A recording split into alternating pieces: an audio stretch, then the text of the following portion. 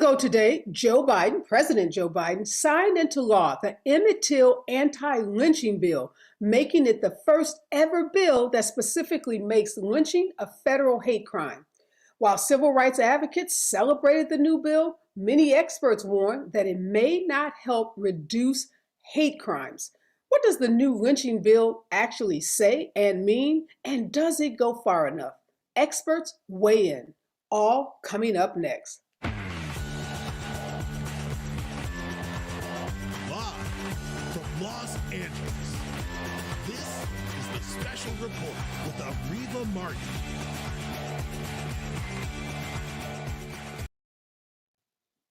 After a century-long effort, lynching is now considered a federal hate crime. The Emmett Till Anti-Lynching Act is meant to hold people accountable and to convict those who would lynch, and we're going to talk about the definition of lynch, hold them accountable and imprison them for up to 30 years if they are convicted under this particular statute. Now, it has taken over 200 attempts and 100 years to finally get anti-lynching legislation passed by the United States Congress and signed by the United States President. While some are celebrating the passage and signing of this law, there were lots of folks at the White House who were surrounding Joe Biden, including Senator Cory Booker and Vice President Harris, who then was the senator from California. They were both instrumental in getting this law passed. They were there. National civil rights leaders were there. Even relatives of Emmett Till were present at the White House a week ago as Biden signed this new law and made it a new federal statute that can be used by federal prosecutors throughout the country. So as they were applauding the signing and passage of this law, some experts, particularly legal experts, were suspect about what this new piece of legislation would actually do. My first guest is Dr. Ersula Ore. She's a professor at Arizona State University, and she is the author of a new book, a provocative new book on lynching. This book has won lots of awards. It's called Lynching: Violence, Rhetoric, and the American Identity. Good morning, and thanks so much for joining me, Dr. Ore. Super excited to have you here to get your perspective on this new Emmett Till anti-lynching bill. But first, I want to ask you about kind of America's thinking about lynching. When you talk to most people, there's this notion, I think, that lynching is a thing of America's past, that it's not something that's happening today, and it's not something that people really think about. Is that the right way that Americans should be thinking about lynching, or is that the wrong way? Is historically inaccurate, and the reason, but it's understandable. And the reason why it's understandable is because historically we understood lynching as a part of America's national identity, as a way of constructing a notion of citizenship and who did and who did not belong in America. In the 1920s and 1930s, during the anti-lynching campaign, which was quite successful, there was a pushback on the definition of lynching. And beforehand, the definition of lynching included three or more individuals and violent acts, collective violent acts against specific individuals, African Americans, Native Americans, Jews, and other racial minorities. However, in the 1930s and 1940s, there was this rhetorical campaign to kind of recoup the national image. The idea being that we wanted to communicate that America was a place that was welcoming of Black bodies specifically, right? And to do that, we had to rescript the notion of the inclusive politics that we operate under. So the definition of lynching shifted to be much more narrow, and that narrowing of the definition permitted the state essentially to argue that lynching was over, that it was gone, that it was dead. And so Ashford Rushdie articulates this as the end of lynching discourse. And so from the 1930s on, kind of 1940s on, there's this sentiment that lynching is over, that it's done with. And so this is the reason why in 1955, with the lynching of Emmett Till, people are shocked and awe. And Mississippi is considered to be backwards, right? Because lynching is a thing of the past. 20 years isn't that far along in the past, nor is it, a century that far in the past. But the idea of rhetorically recouping America's tarnished image was significantly important, and hence the reason why we still understand to this day. I think there's a revisionary project that's going on right now in the late 20th century particularly as a part of the circulation of a collection of lynching photographs by the name of Without Sanctuary. This collection of lynching photographs, which essentially, in my mind's eye, in my research, I articulate this and argue that is sort of kind of like the third circulation of anti-lynching imagery as a way of garnering understanding, attention, and support against racialized violence against African Americans. Well, let me go back to the changing of that definition that you said happened before the 1950s and the 1930s or 40s or so to, basically declare that lynching was over. What did the definition change from? You said initially it was three people, primarily three people engaged in some kind of racial violence. What did that definition change to?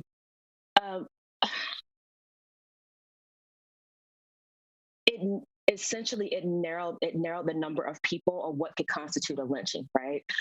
So the notion of a large body of people or a small body of people, if it was less than three people or less than what is understood as spectacle lynching, which is hundreds, sometimes thousands of individuals that were present at these public spectacles that were specifically meant to be publicly acknowledged, recognized moments of racialized violence as a way of deterring, policing, and disciplining, right, African Americans placed within the social order.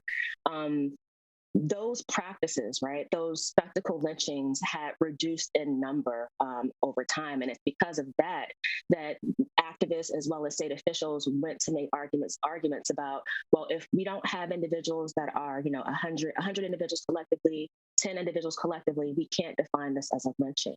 And essentially, it was about very much narrowing the definition based upon the number of people present at the event. So those that would push back on the narrowing of that definition, how would they continue even today to define a lynching? Those that would push back would say that they would use language such as murder, police shooting, and they would argue that the lynching of Tamir Rice, the lynching of Sandra Bland, the lynching of Corinne Gaines, those aren't lynchings, right? Those are police shootings. Those are officer-involved shootings. Those are moments of involuntary manslaughter, but they are not lynchings. So, and this also has to do with the presumption that there is no underlining or mitigating racial bias in these acts. But this is justice. So again, that list that you just articulated, obviously we could add Tamir Rice, we could add Eric Gardner, Michael Brown, George Floyd, Philando Castile, yes, Ahmaud Arbery, Castile, Michael Brown, a long list of African Americans, primarily men, that we have witnessed over the last decade or so that have been killed by police. So those that would push back on that definition would describe those murders of those African American men by police officers as lynchings as well? As murders, not as lynchings, again, because the definition has been narrowed, and the idea being that a singular individual does not commit a lynching, right? It's an act of collective solidarity. And historically, that is definitely true, but it does not erase the fact that particularly the ways that racialized violence evolves and adapts and is insulated and protected by state institutions and state power are still allowed to manifest, but under a different name. Yeah, so it's funny because in 2016, we saw a report from the United Nations where they declared anti-Black police brutality as a part of America's tradition of lynching. Now, that was, of course, coming out of the United Nations, but that has not been adopted by the U.S. government or even by, is it fair to say it hasn't been adopted even by legal and historians, scholars who study lynching? I cite that information, that historical information, as part of the larger argument in the sense of in the later half of the 20th century, of an attention and a work to redefine the scope of lynching to kind of as a corrective measure. The United Nations report in 2016 was very much a result of as I mentioned earlier, the collection, the photograph circulating collection called Without Sanctuary garnered a lot of attention, right? A lot of public and international attention, as well as state attention. And in 2005, there was a Senate apology that was issued in 2005, there was a Senate apology issued, and that came on the heels of, if I'm not mistaken, the anniversary of Emmett Till's lynching. And so there's a very symbolic nature to that piece of legislation. Following that, in 2016, you have the United Nations identifying both that the circulation of that collection, as well as the work done by the EJI, the Equal Justice Institute, run by Brian Stevenson, and their historical work in excavating, I don't want to call a lost history, but a institutionally erased and silenced history. And so very much this is about addressing historical erasure and the ways in which historical erasure permits the perpetuation of anti-Black violence and further helps to legitimate it. Because when we say that it doesn't exist anymore, right, this historical amnesia, it allows us to not draw the connection between the past and the present. Hence the reason why there's been arguments, and those arguments have been challenged over time, of course, because we have this surge of Black death, at the hands of police in particular, that it makes it very difficult to continue to silence a history that Blacks know of, a history that is important to African Americans to recall this history because it functions as a cautionary tale about how to negotiate America's ways. Democracy means something very different for racial minorities, particularly African Americans. And the history of lynching is one way in which we recall and understand not simply how to negotiate America's ways, but how to challenge. And the EJI's work is one example of that. And the way that has gotten picked up internationally by the UN is incredibly important, which allows us to come to the point where we have this legislation today, the Emmett Till Anti-Lynching legislation, that has been dragged in very much the same historical ways as anti-lynching legislation has been erased, denied, put down, filibustered over 200 times to get to this point in 2022 where we are about to embark upon our president signing this piece of anti-lynching legislation into law. So you mentioned these photographs that have been circulated. Who actually circulated these photographs? Historically, originally, it was lynchers themselves. They functioned as tutorials. They functioned as forms of deterrent and as warnings with regard to keeping African Americans in their place. That was primarily the first circulation of lynching photographs. At the time, we understood those as lynching photographs because they did the work of white supremacy, correct? Moving forward, during the anti-lynching campaign that was spearheaded by Ida B. Wells, the CP, and the NAACP, the recirculation of those images, contextualized as a form of white national violence, right, worked to garner support for the anti-lynching movement and ultimately the pushback for the definition of lynching. So you see a reduction of sorts in lynching activity as a result of the anti-lynching campaign that was orchestrated by African Americans. And then there's a relative silence about this practice within the public eye, again, until about, 20, 25 years later, when we have the lynching of Emmett Till. And keep in mind, when Emmett Till's body was discovered, the state of Mississippi denied that this was a lynching, right? The state of Mississippi literally said that this boy just happened upon and ended up in the river on his own accord, that he hadn't been brutalized, that he hadn't been kidnapped, that he hadn't been touched, that he hadn't been violated, that he hadn't been murdered. And so it was really the result of Black indifference, right? Black negligence, right? That ultimately led to this boy's death. So again, this process and practice of blaming the victim we see in 1955, and we see reiterated time and time again in moments of state-inflicted Black death. So you wrote a book, Dr. or Professor Ore, called Lynching, Violence, Rhetoric, and American Identity. And help us understand what the premise of the book is. You've won some awards for the book. It's received incredible praise. It talks about the relationship between language and lynching, which I hadn't given a lot of thought to, but some very provocative points in the book that I think are worth illuminating. The central focus of the book is to simply excavate, as I said before, a history that African Americans are quite aware of, but that nationally has been silenced and erased, to identify the correlation between the history of lynching and what we identify now as anti-Black violence. and how the language and the discourse, the legitimating rhetorics, the good reasons that are given that support and justify state sanctioned violence against African Americans, the ways that African Americans are stereotyped as unruly, as violent, as threatening, as individuals who have to be policed and disciplined to be reminded of their place. These are all what we call legitimating rhetorics that work to justify, right, violence enacted against African Americans. So, for example, we can think about Sandra Bland.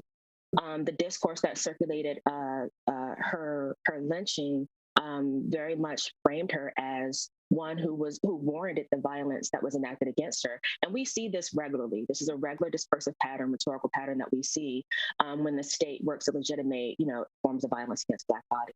And so the book traces that history from the instantiation of the nation to I can't remember where. I think it was 2015.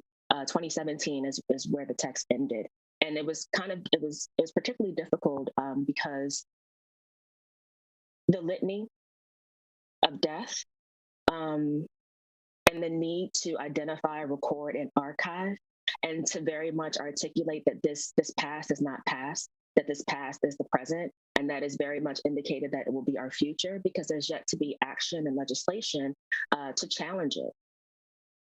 Yeah, so help us understand. You talk about in the book how rhetoric is kind of built into the practice of citizenship, or foundational to American citizenship. The argument is that the discourse that legitimates lynching can be performed and enacted, right? So words, and when we talk about rhetoric, I don't just want to say chest and be overly simplistic, but I want to be clear and digestible. Rhetoric is the use of language to get things done in the world, right? But language can also be nonverbal. Language can be enacted. It can be embodied. It can be performed, right? So the book, the text examines both the discourse and language of lynching, right? The arguments that are written out and that are vocalized, as well as the arguments that are performed and enacted. And so the performance of lynching, the actual act of snatching a body up, to be short of it, and the practices of delineating who and who is not a member of the nation takes place through a form of violence, right? A form of violent disavowal, right? Your capacity to enact harm and violence against another individual based upon the skewed logic that this individual is not human, that this individual has no connection to you, and that their life has no value, justifies the violent actions that you enact against them in the moment. And so that language that it has been used or was used in the period of Reconstruction through the period of, you said, around 1930s or 40s, when we start to see a decline of lynching. Is it your premise that same language that was used in the early 1900s is still very pervasive today? It's very pervasive today, in the sense of the racial stereotypes that are used to justify violence against African Americans. Again, we are identified as unruly, as uncivil, as threatening, and in need of discipline. And so that logic, right, and that language, those terms you've heard before time and time again, are the same. It's the same language, the same terms that were, perpetuated during the early 19th century. You talked about some of those murders. We talked about some of those individuals who were killed by police. Those deaths being characterized as murders. Legitimate murders in many cases, and not state sanctioned murders. Yes, and not lynchings. But what about the case of Ahmaud Arbery? That did involve 3 individuals, chased him down on a public street in Florida, killed him. We know it was charged both at the state level, then as a federal hate crime.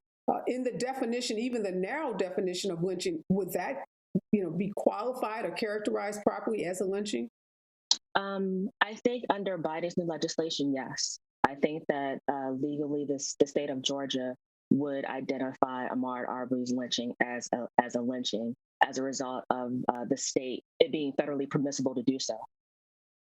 The other thing I want to add is that the term of lynching was identified as kind of hyperbolic language, right?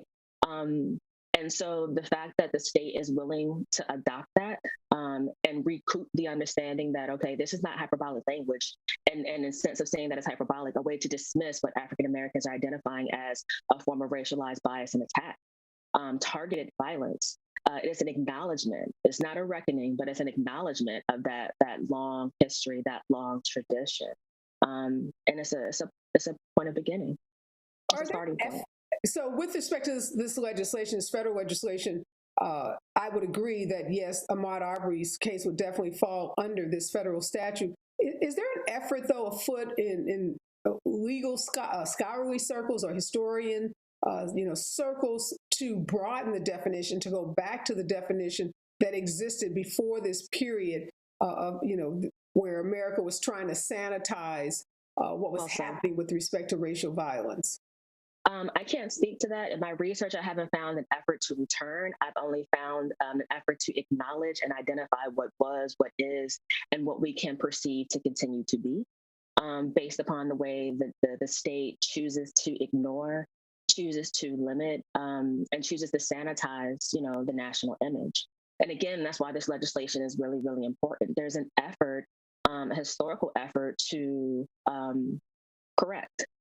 And so I very much read this federal statute as a historical and legal corrective. Its impact is yet to be seen. The ways in which it'll be utilized and wielded are yet to be known.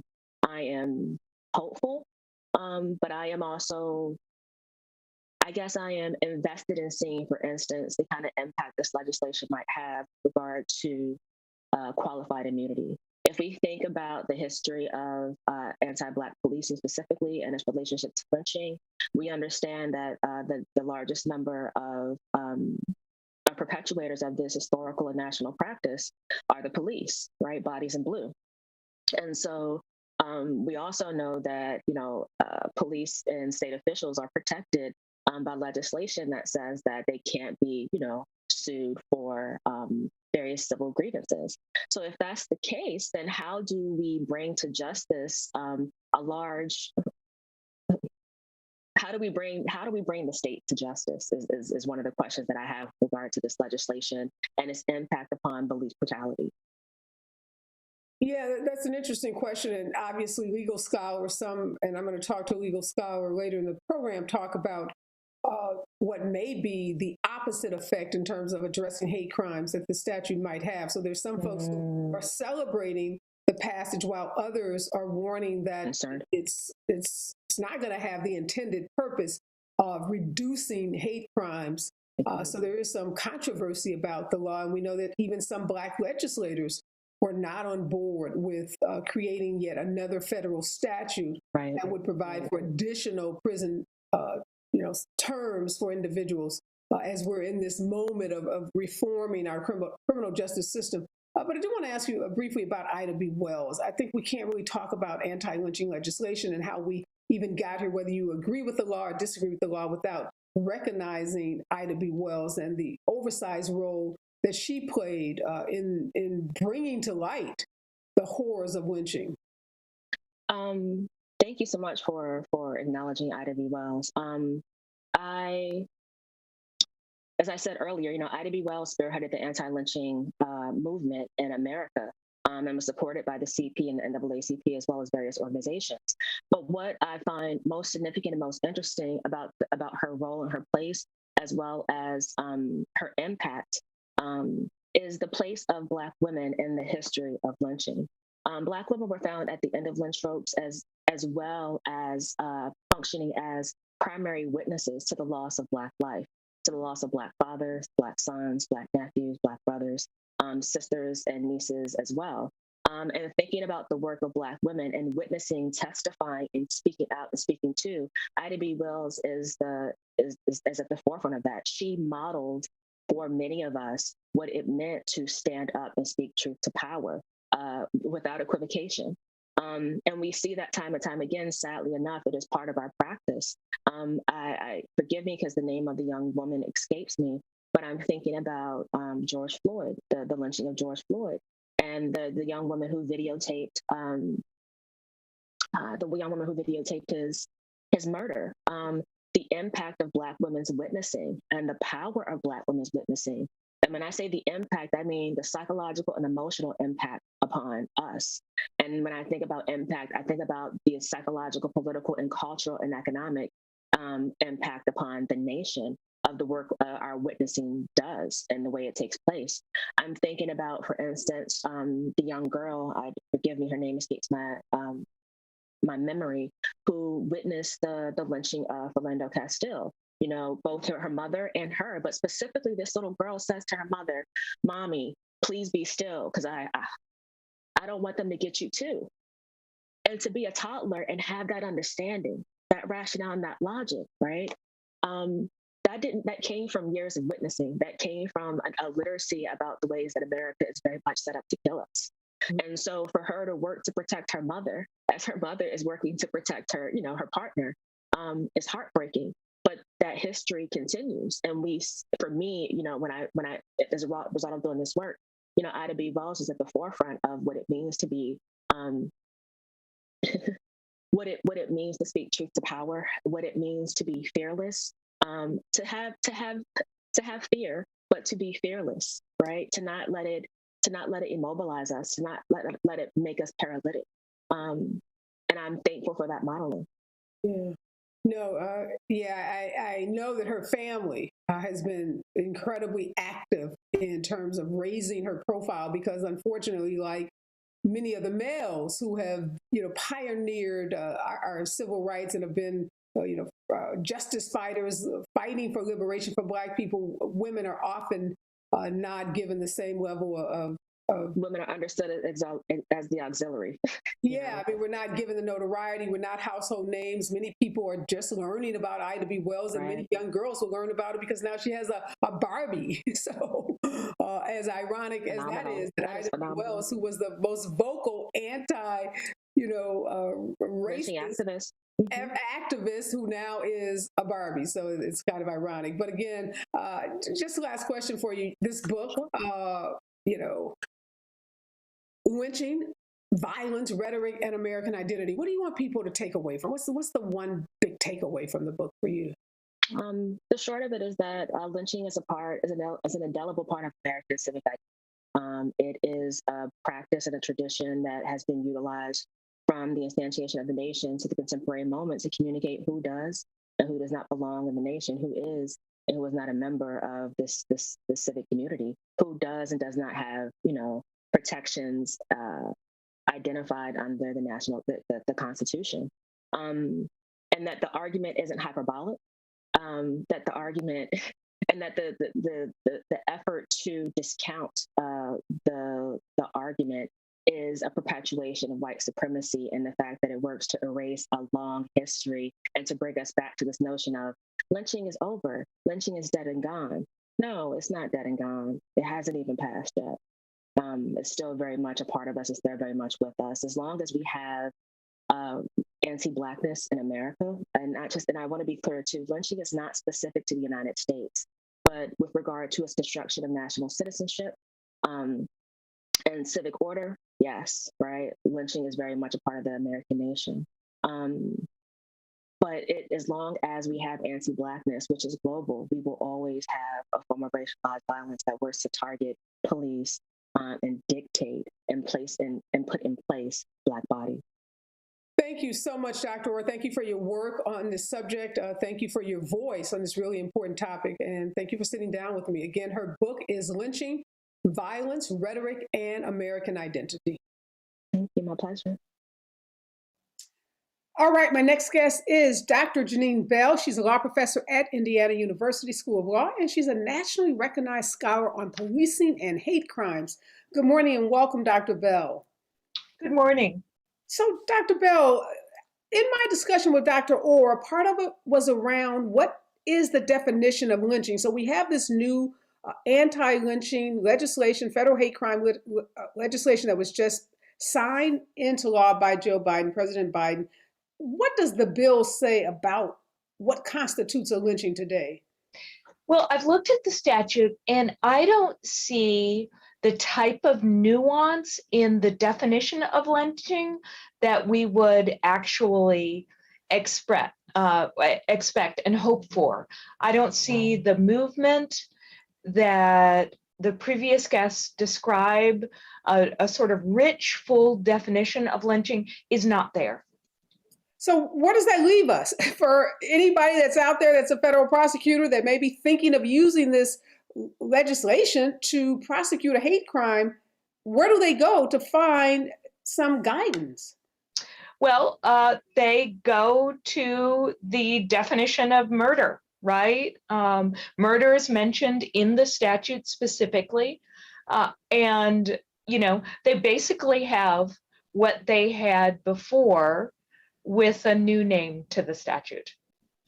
And I'm glad you said that, because what they had before was the existence of a federal hate crime statute that prosecutors could use to prosecute individuals who they believe murdered and that their motivation was racial animus. And we saw that statute used recently against the murderers of Ahmaud Arbery. We saw it used against the murderers of George Floyd. All those defendants charged both in state court and then again in federal court for federal hate crime. Which brings me to a point which we know part of the debate about this legislation are those groups like the Sentencing Project and others who are saying the 30 years that are prescribed under this new legislation is just piling on, and that we didn't need another federal hate crime statute because we already had one. What do you say in response to those folks that say this is duplicative and in some ways not going to be effective?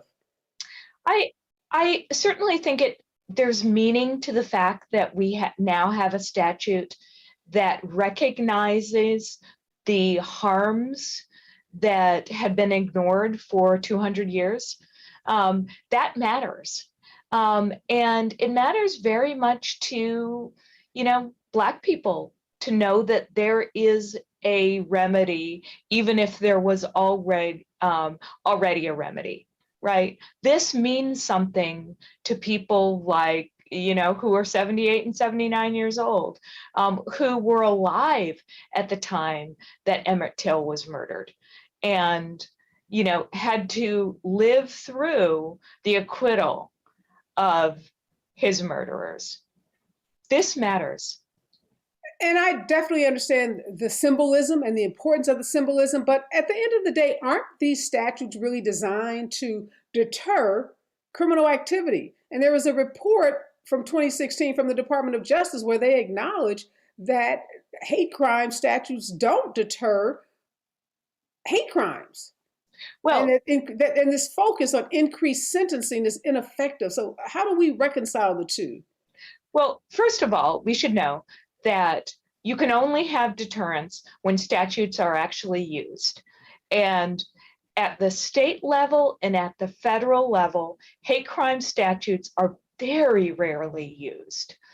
Hate crimes are barely even counted in this country, meaning more than 80% of police departments insisted that 0 hate crimes occurred in their jurisdiction in the previous year. So in order to have some sort of deterrence effect, you need to actually be using the statutes, and we're not. Okay, good point. And just quickly, why aren't we? How is it that 80% of police departments can say they have no hate crimes when if you turn on the news, it looks like to a lot of people, particularly Black people, that Black people are being killed all the time, in many instances because of their Blackness?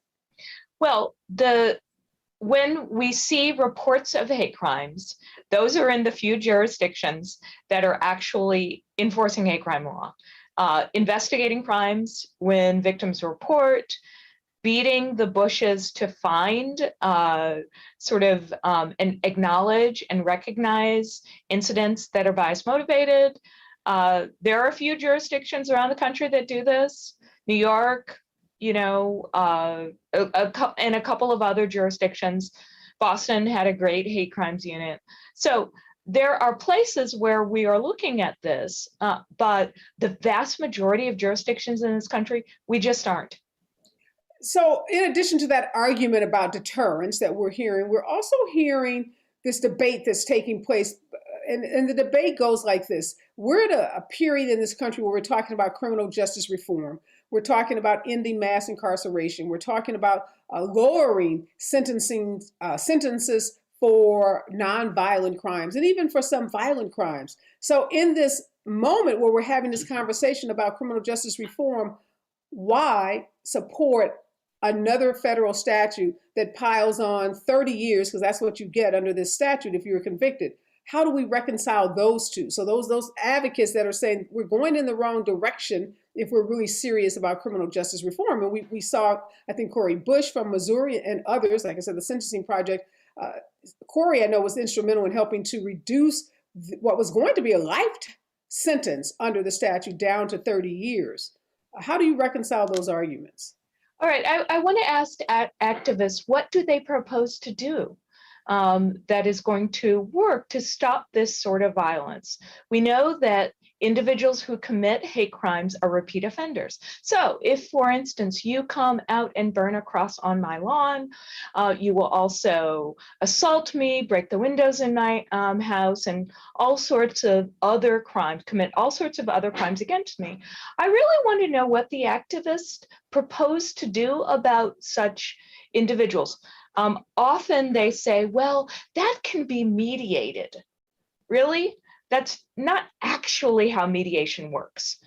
I would prefer, and victims of hate crimes often prefer, to have the individual locked up and away from me so I can continue on my life. And the extent to which hate crime perpetrators contribute to mass incarceration is next to nothing, right? Next to nothing. They are not the mass incarceration problem. And to focus on this is to keep individuals who commit hate crimes walking the street. Okay, great point you made about the folks who are mainly comprising our mass incarceration problem. Clearly are not offenders, hate crime offenders. It's probably, without having the data in front of me, probably Black men on drug charges, unrelated, obviously, to hate crime. But there are experts who say that this law and other hate crime laws disproportionately impact African Americans who are the target of the people who are supposed to be protected by the law, end up being disproportionately the people who are negatively incarcerated and impacted. And there's this report, I'm sure you've seen it, from Stanford, this 2021 report from Stanford and the Brennan Center for Justice that revealed, although hate crimes are, again, meant to prevent bias-motivated violence, they are not free from bias-motivated enforcement. Right. And the problem when you have data that suggests that there's bias-motivated enforcement is you attack the enforcement. You don't attack the underlying law, right? You look at the enforcement and you say, oh, there's a problem with enforcement. Let's fix that, as opposed to throwing the baby out with the bathwater. And that's what things like that report do.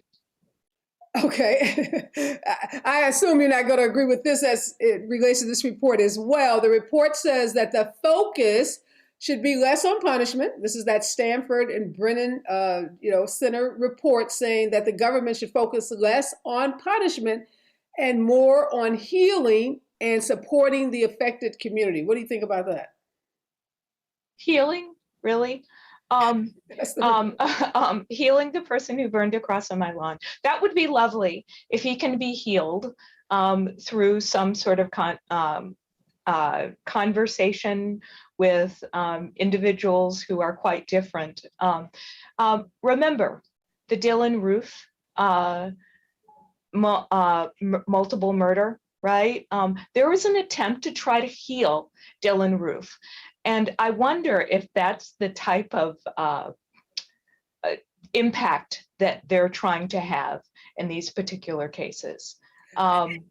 And to be fair, the report also says that calling a crime what it is important, and that the statute does have importance in terms of its symbolism. And they said we should absolutely acknowledge past racial violence and its pervasiveness. But they talk about things like reparations and public memorials and other ways to address these hate crimes rather than another statute that imposes additional jail time. And maybe this is just the inherent conflict between those folks who consider themselves reformers in one definition of the word, and those who also want to see punishment for people who engage in what you just described as kind of heinous conduct. Do you think there's a way to reconcile the two? Well, I think that there are particular individuals who commit hate crimes, nonviolent hate crimes, engage in harassment, sort of racial hate crimes that are harassment, for instance, that could benefit from some sort of mediation and engagement with the victim. I do not suggest those individuals in particular should be locked up. That is a space for the type of remedies that they're suggesting.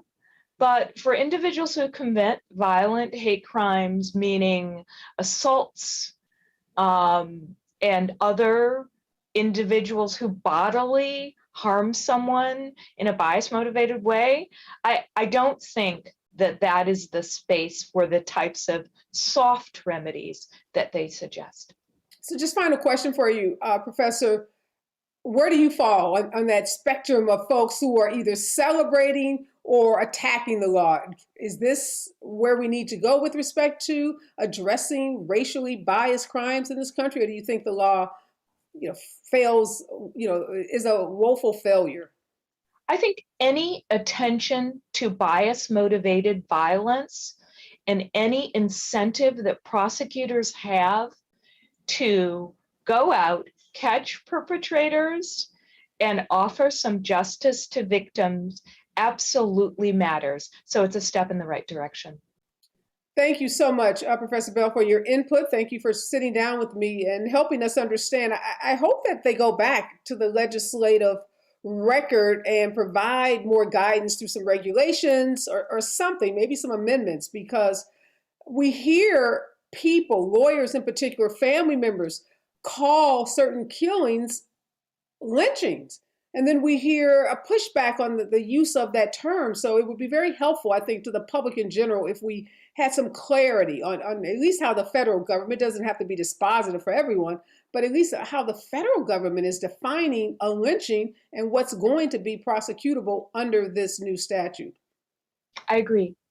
Yeah, hopefully that'll happen. Thank you again, Professor Bell, for joining me this morning. All right. My next guest is Dr. David Fakunle. He is a professor at the University of Florida and chair of the Maryland Lynching Truth and Reconciliation Commission. This is the first state-level commission in the United States dedicated to chronicling and bringing justice to racial terror lynchings. Good morning, Professor, and welcome back. Good to see you again. You and I just had this conversation over the weekend. But there are a couple of new twists that I'm exploring today. And as you heard me talking to Professor Bell, it's the question of this debate between the criminal justice reformers and others who are saying we really don't need another law that imposes 30 years on individuals who commit crimes when we're trying to reform our criminal justice system. What do you think about that argument? It just shows to demonstrate that people will never be satisfied with anything that happens. That's what it shows me. But it's always an interesting discussion. The whole notion of hate crimes and bringing attention to violence based on bias or misperception or perceived superiority or supremacy has value, because human history has shown that much of the worst aspects of humanity are based on these misperceptions. So the symbolism, which is what I think I see above all with this law, is that acknowledgement that, yes, there have been crimes committed against people of color, particularly Black people, simply because of their existence. And it is manifested in crimes such as lynchings. The issue of what a lynching is has been an issue throughout its chronicling of lynchings. There was a paper I got a chance to review not too long ago that went through the different definitions that, say, the NAACP had for what a lynching was versus other anti-lynching organizations determining what a lynching was. So, for example, the Maryland Lynching Truth and Reconciliation Commission defines it as a racial terror lynching because there are lynchings throughout the world, and certainly that notion of one person or a couple of people being killed by a mob is kind of the textbook definition of lynching. In the context of the United States of America, it is typically the killing of black people by a white mob. It's important for us to differentiate a racial terror lynching because that immediately came up in the creation of the Maryland Lynching Truth and Reconciliation Commission. Which lynchings are we talking about? So we had to specify. We are focused on racial terror lynchings. Well, let me ask you this. In your definition under your commission, do you identify how many people have to be involved? Because that's another issue and debate. Can it be one person? Like we've heard some of my experts today say that Dylan Roof, who killed the 9 members in the South Carolina church, that would not be a lynching because he was, quote unquote, a lone actor, whereas there seems to be consensus that the 3 men that killed Ahmaud Arbery, that was a lynching because it involved the conspiracy of 3 individuals. Do you guys settle on a number of people that have to be involved? We do not. So that is why we say a white mob. A mob can vary in size. It makes me think about, that's a good juxtaposition. Dylan Roof, who was one person who killed many black people versus the killers of Ahmaud Arbery, 3 white men who killed 1 black person. Right. Typically, the frame that, if you're familiar with lynchings in the United States, typically you think of 1, 2, maybe 3 tops black people who are collectively lynched by groups, dozens, hundreds, even thousands of white people. Are you likely to see that in the United States of America in 2022? No, you're not. But it doesn't mean that you won't see racially motivated killings. It doesn't mean that you won't have premeditation of those racially motivated crimes. So it's always been a point of, I don't want to say contention, but you can, with human beings, there's always contention. So we'll say a point of discussion amongst anti-lynching activists as to what exactly is a lynching. It's kind of like, I never remember the senator, but when he described pornography, I can't define it, but I know it when I see it. I would say the same thing with a lynching. You know it when you see it. Yeah, and I wonder if a lone actor like Dylan Roof, who was acting because of racial animus, if we identify that as a lynching, does it in any way dilute the power of this mob mentality? So do we get into a difficult territory when we call any singular killing of a black person because of their race a lynching? Do you have concerns about that?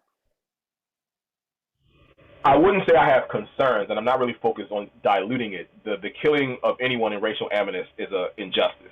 That's the most important thing that I'm focused on. Certainly when people think of lynching, it invokes a particular image. There is no doubt about it. There is the juxtaposition of 1 to a few black people versus a crowd of white people. That's one image that most people conjure up when they think of lynching. Also, there is the ritualistic nature of a lynching. Again, it's usually slow and deliberate. It's as much torture as it is killing. It's usually more torture than killing. So it's not something that quickly happens. There is the very explicit intent to cause as much pain and suffering before the person dies as possible. There's also the joyous, satisfactory nature of the lynching. There is the preservation of white power or the racial hierarchy. Like, I did my duty. I got justice for the preservation of white power. So there's very much the thought process and the intentionality behind it, but also, I would say, the deliberate nature and the ritualistic nature of lynchings that most people think about. Is important to remember that imagery? Yes, because it's a powerful image. At the same time, no one's denying that, well, those who know the truth, I'll say that, are not denying that lynching doesn't still exist. But again, you're not going to necessarily find those images in the current context because that reflects how blatant you could be with your racial animus back then. You could get thousands of white people together to lynch 1 or 3 black folks, and everybody would be okay with it because that's what you did to preserve the racial hierarchy. Now there's much more of a subtlety to it, and I can certainly see that it happens as a result of other challenges. And many of the lynchings that people have alleged in recent time have resulted from some argument, some conflict, and there's certainly the racial context that is undeniable within that conflict, and it ends in the death of a black person. And typically the way that they are found, with a noose, hung, that's going to specifically invoke lynching. But in your commission, have you guys, and you can tell me what the commission has done. I'm curious to know what work you have done, and if this new law has in any way changed or will change the work that you'll do in the future. So let me ask you this: do you all call out? Do you identify there's a murder in Los Angeles, New York? Do you identify those murders and try to characterize them as lynchings or just other forms of criminal activity? So the charge of our commission is to focus on those racial terror lynchings that happened between, 1854 and 1933. That is the official timeline of post-Civil War lynchings to the last confirmed recorded racial terror lynching in the state of Maryland, which was 1933. The law that created the commission does give us some leeway to explore potential lynchings. And what we have found, not just through our own research, but collaboration with other organizations, is that we have seen racially motivated killings at least up until the 1960s and 1970s in the state of Maryland. But therein lies the challenge. Does it meet the definition of a lynching? That's where we find some challenge. So again, for us, it's about understanding the, for lack of a better word, foundation of racial terror lynchings in the United States as most people know it to be, but recognizing that racially motivated killings happen all the time. And the extent to which we call it a racially motivated killing versus a lynching is a very fine line. Mm-hmm. And it really is up to interpretation. So, for example, when George Floyd was lynched, we said George Floyd was lynched. Okay, let's stop there. Why did you say George Floyd was lynched? The deliberate nature of his killing is what allowed us to call it a lynching. The fact that it was demonstrated in a public space. So that was another part of the lynching, that, as most people know it, that I forgot to mention, is that it was a demonstration to preserve the racial hierarchy. So after a person was killed, usually their body was displayed. It was meant to serve as a warning. It was meant to serve as a reminder of what would happen if you stepped outside of the racial hierarchy.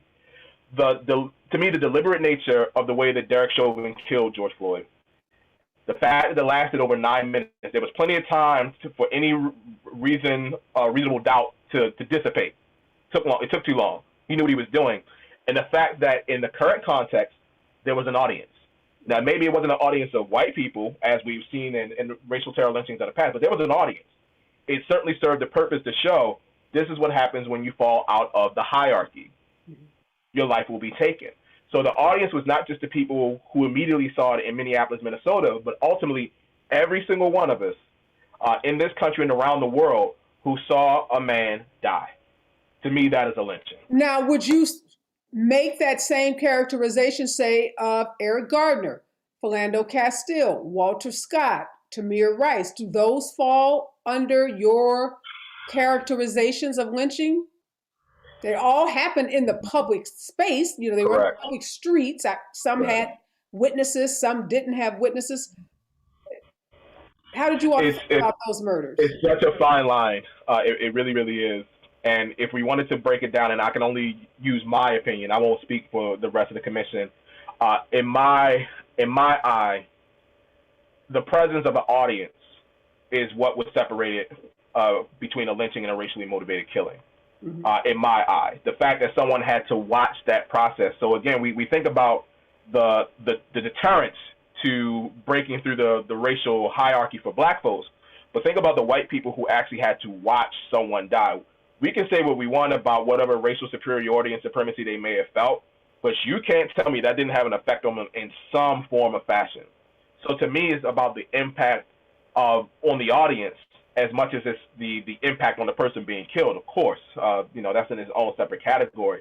But the fact that people had to watch this in a public space, many lynchings in the past, there was an audience that came to see this. This was a meant to be a celebration, a social event.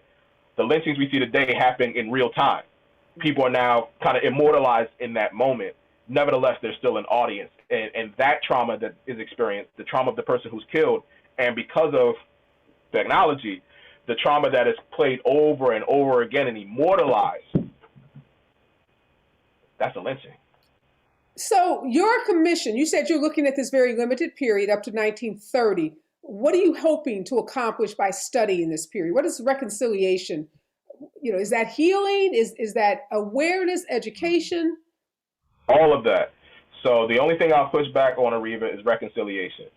There's nothing to reconcile. And we have said that very explicitly. Now, we are a Truth and Reconciliation Commission. We didn't have anything to do with the name of the commission. I'm just repeating your name. Okay. Yeah. No, and that's understandable. When most people think of justice, in this sphere, they think of reconciliation. If you understand just a little bit of the history of Black people in the United States of America, you can reasonably come to the conclusion that there's nothing to reconcile. For us, it is about healing. It's about healing for the descendants of racial terror lynching victims. So much of our work is to find those descendants. If they don't know that they are descendants of a racial terror lynching victim, we have hired experts, genealogists, to uncover those connections. So it is about they need to know their story. Above all else, it's their story. This is their ancestor whose life was unnecessarily taken simply because of their existence. And they need to know their story. The collective people of Maryland needs to know that story. So it is very much education, especially for the young ones.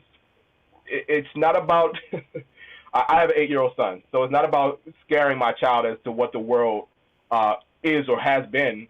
It's to equip him so that he knows what he can do and what he should do for the world and for the people. So this is ultimately for truth, for healing, and for justice, whatever that may look like. We realize that the perpetrators of these crimes are gone. The victims are gone. A lot of the descendants, unfortunately, are gone. So what justice looks like is going to be very different than when we have living victims. Right. It's about recognizing that lynchings were part of the larger tapestry of terrorism and the preservation of white power. We know that those forms of white power still exist within many of the systems in which we operate. So to us, bringing justice to the legacy of racial terror lynchings is also bringing justice to the form of terrorism that we see today. Those that are directly taking lives and those that indirectly take Black lives. So given the work that you're doing, do you see it changing in any way because of the passage of this new Emmett Till lynching bill, federal hate crime bill? Any changes in what you guys are doing, or you continue business as usual? So one of the things that has given me a lot of strength and a lot of hope in this work is the support that we have gotten from the people, first and foremost, but other organizations committed to justice, racial healing, reconciliation, if you want to use the word reconciliation, from the local, state, and federal level. So we were not privy to this law being passed, I'll say that right now, but certainly those in federal spaces are aware of the Maryland Lynching Truth and Reconciliation Commission. As there has been this push to addressing the damage that racism and forms of oppression have done in this country, spaces have looked to the commission for guidance, and we happily provide that guidance. We also say that we are not masters, we are just grand pupils. We're still learning as we're doing this work. So for us, it doesn't fundamentally change what we do, but it does elevate the platform by which we do it. To me, this is just more evidence to show that what we're doing is necessary to be done. Whether on the local, the state, which we've seen with the honoring of racial terror lynching victims by the governor of the state of Maryland, and now the passing of this law, it's okay to say lynching was wrong. Lynching is wrong, and we need to bring some semblance of justice to those whose lives were taken unnecessarily because of lynchings. Just last question. Who was the architect of this commission? Was it your baby or someone else that you worked with? I'm just curious as to how, who sat around and said, we need to develop this commission? Right. So I will try to do my best to honor everyone who was a part of this process. So it's certainly built upon the work of Dr. Nicholas Creary, who was one of the commissioners. He was at the time at Bowie State University in Maryland and was doing his own research on the extent of racial terror lynchings around the same time that the Equal Justice Initiative was doing its research on racial terror lynchings. So he was one of the main champions of the bill that became the law, along with the Maryland Lynching Memorial Project, which is dedicated to honoring the victims of racial terror lynchings. So one of their common ceremonies is soil collection. So at the locations where racial terror lynchings were confirmed to have happened, they collect the soil as a form of honoring the victims of those crimes. Got to give a shout out to Delegate Jeannine Melnick, who is a Democrat out of Prince George's County. She was the main sponsor of the bill. And what I've learned about Jeannine is she will work her butt off to get a bill passed. One of the things that I'm grateful for, and it's a form of leverage for us, is this bill was passed unanimously. So Democrats, Republicans, from Western Maryland down to the Eastern Shore all said, gave us a thumbs up, and we're going to use that as leverage to do the necessary work. And just finally, any other states that have similar legislation and similar commissions that you are aware of? At this time, we are the only one that still exists, but we hope that our work shows proof of concept. It shows that this can be done in a way that, to me, is respectful of culture, because, again, our hearing sessions are meant to reflect the spaces in which we will occupy, the people that were most affected by this legacy of racial terror lynching, and that it just serves as a platform to call out injustice. Because that's ultimately all that we're doing, is calling out injustice, and we're unapologetic about it. Because we want change, we want peace, we want love. These are all things that as human beings we should strive for in our lives. And if this is the way that we have to work towards that in the grand scheme, then I am grateful and honored and blessed to do it.